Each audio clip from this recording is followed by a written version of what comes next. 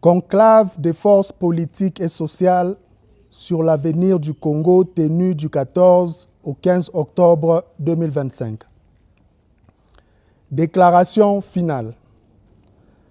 Les forces politiques et sociales de la République démocratique du Congo se sont réunies en conclave sous la présidence de son Excellence Joseph Kabila Kabange, président honoraire de la République démocratique du Congo, du 14 au 15 octobre 2025 dans la ville de Nairobi au Kenya. Elles ont procédé à l'analyse minutieuse de la situation générale du pays et évalué la nécessité de se rassembler pour conjuguer leurs efforts dans le cadre de la résolution de la crise multiforme qui secoue la République démocratique du Congo. Dans ce cadre, elles se sont penchées sur l'ordre du jour ci-après. 1. Analyse approfondie de la crise que traverse la République démocratique du Congo. 2. Définition de la réponse collective apportée à ce jour à la crise. 3. Voie de sortie de crise. S'agissant du premier point, les participants au conclave ont reconnu l'existence d'une crise profonde et multidimensionnelle. Crise politique et sécuritaire, crise économique, crise sociale, crise de dignité, crise de violence, crise de vision, crise nationale et régionale. Ainsi, sur le plan politique, la double crise de légitimité et de légalité qu'accusent les pouvoirs en place depuis plusieurs années et en particulier depuis les violations intentionnelles et successives de la Constitution et le reniement de l'accord global et inclusif par le pouvoir en place, lesquels avaient permis pourtant la réunification du pays, la réconciliation nationale et l'instauration d'un nouvel ordre politique, ont été à la base de la crise profonde que connaît le pays. Cette crise s'est aggravée par la guerre et la violence qui sévissent dans la partie est et ouest du pays, et plus particulièrement aussi avec la forfaiture électorale de 2023 qui a donné lieu à un rétrécissement de l'espace politique, à une marche rétrograde quant aux acquis démocratiques, ainsi qu'à la désarticulation des équilibres institutionnels et sécuritaires chèrement obtenus.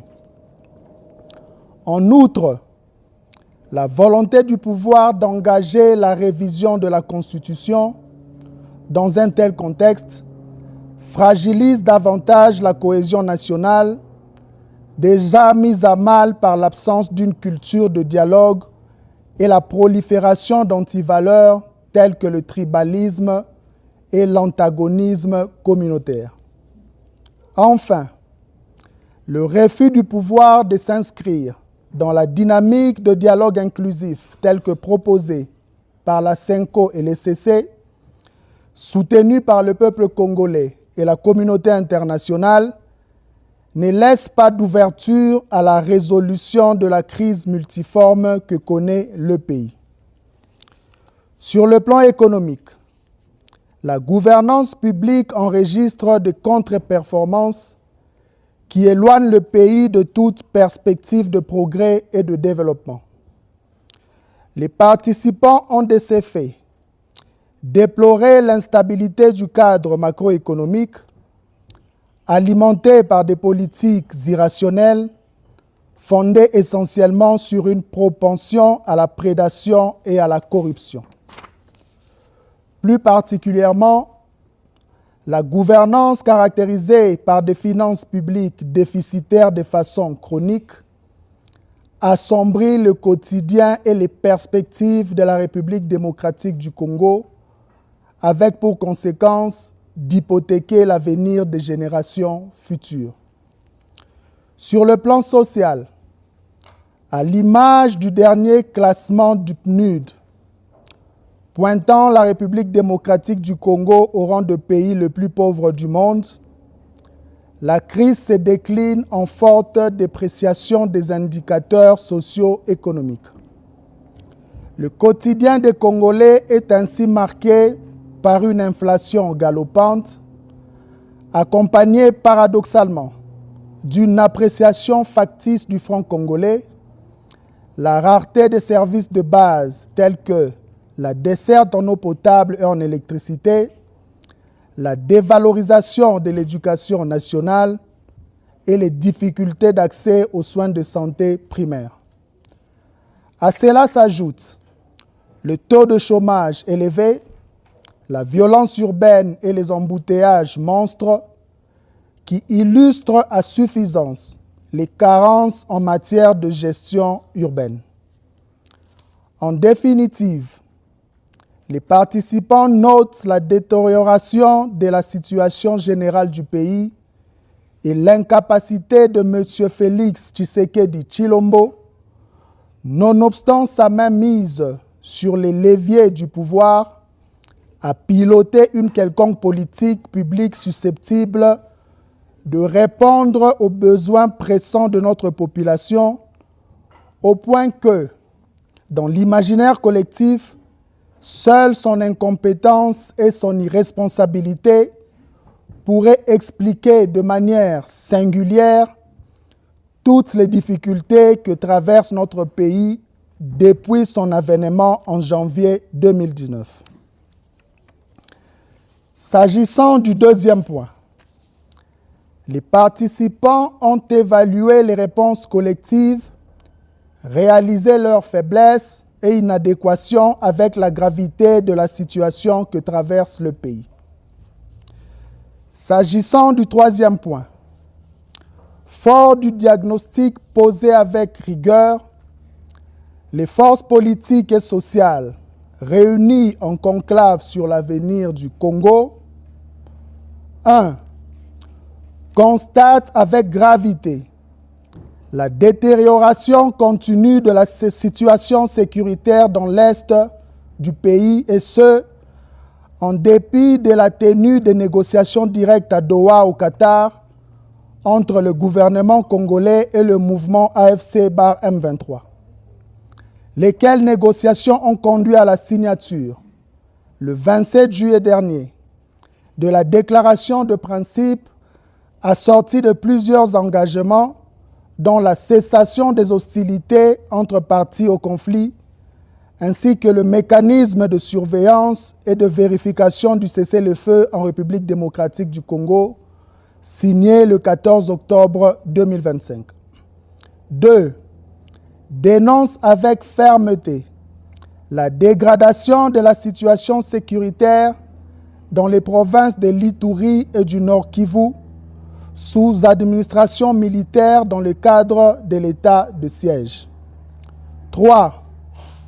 Expriment leur solidarité et réaffirment leur proximité patriotique à l'endroit de tous les compatriotes victimes de violences de tous ordres dans la partie est de notre pays, dans le Kwango, dans le Kwilu, dans le Mai-Ndombe, ainsi que dans les centres urbains de Kinshasa et du Haut-Katanga. 4. Réitèrent leurs préoccupations quant au contexte politique du pays, marqué notamment par la réinstauration de la dictature, par l'union sacrée convertie en parti unique, le rétrécissement de l'espace démocratique, l'instrumentalisation à outrance de la justice à des fins de règlement des comptes politiques, la confiscation de moyens de l'État à des fins de propagande et de pérennisation d'un pouvoir illégitime, fondamentalement dressé contre le peuple. 5. Affirme que le règlement définitif de la crise politique, délibérément créé et entretenu par Tshisekedi Tshilombo, passe nécessairement par la tenue d'un dialogue inclusif, sincère, sans sujet tabou et dont les conclusions sont imposables à tous. Elle récuse donc, de la manière la plus formelle, le monologue projeté par M. Tshisekedi Tshilombo et réaffirme en conséquence leur soutien au pacte social pour la paix et le bien vivre ensemble en République démocratique du Congo, initié par la mission conjointe ECC-5O. 6. Dénonce la détention arbitraire des leaders politiques et sociaux, des membres de forces de sécurité et de défense, ainsi que tous les jugements iniques prononcés par les cours et tribunaux à l'encontre des leaders de l'opposition et des voix critiques au régime de Kinshasa. 7. Dénonce le détournement des deniers publics et le pillage des ressources naturelles du pays par le régime en place. 8. Décide de se rassembler dans un cadre dénommé Mouvement Sauvant la République démocratique du Congo, en abrégé Sauvant la RDC. Tobikisa ekolo, tuokoe taifa, tupandishai jitunga, beto mvulusa insi. De prendre contact avec tous les Congolais opposés à la dictature afin de mener à l'unisson des actions en vue de mettre fin à la tyrannie, de restaurer l'autorité de l'État, de rétablir la démocratie et de favoriser la réconciliation nationale. 9. Décide d'engager une grande offensive diplomatique afin d'éclairer les pays frères d'Afrique ainsi que les partenaires extérieurs sur la crise qui déchire notre pays, ses causes profondes et les voies pour y mettre fin de manière efficace et durable. 10. Décide de s'approprier les 12 priorités visant à restaurer le Congo proposées par son Excellence Joseph Kabila Kabange à l'occasion de son adresse à la nation du 23 mai 2025 et en particulier celle relative à la mise à terme de la dictature. 11. Lance un appel à toutes les forces politiques et sociales qui partagent la feuille de route et l'agenda ainsi défini à se joindre à la présente plateforme en vue de poursuivre ensemble la lutte contre la dictature et la promotion du mieux-être de population congolaise. 12. Exige le retrait de toutes les troupes étrangères et des mercenaires du territoire national. 13. Adopte les résolutions du conclave des forces politiques et sociales et s'engage à les mettre en œuvre avec diligence et efficacité. 14. Invite le vaillant, brave et résilient peuple congolais, dans toute sa diversité, à dresser le front et à résister à la dictature. De chaque recoin du Congo, unissons-nous et posons chaque jour des actions pour sauver la République démocratique du Congo. Chaque geste compte et comptera pour la victoire et pour la dignité. Fait à Nairobi,